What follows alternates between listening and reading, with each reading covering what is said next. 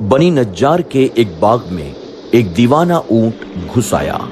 जो शख्स भी उस बाग में जाता वो ऊंट उसे काटने दौड़ता था। लोग बड़े परेशान थे। हुजूर अकरम सल्लल्लाहु अलैहि वसल्लम की खिदमत में हाजिर हुए और सारा किस्सा अर्ज किया।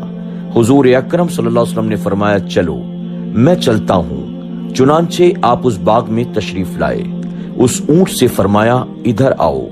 उस ऊंट ने जब हुजूर अकरम सल्लल्लाहु अलैहि वसल्लम का हुक्म सुना तो दौड़ता हुआ हाजिर हुआ, अपना सर हुजूर अकरम सल्लल्लाहु अलैहि वसल्लम के कदमों में डाल दिया।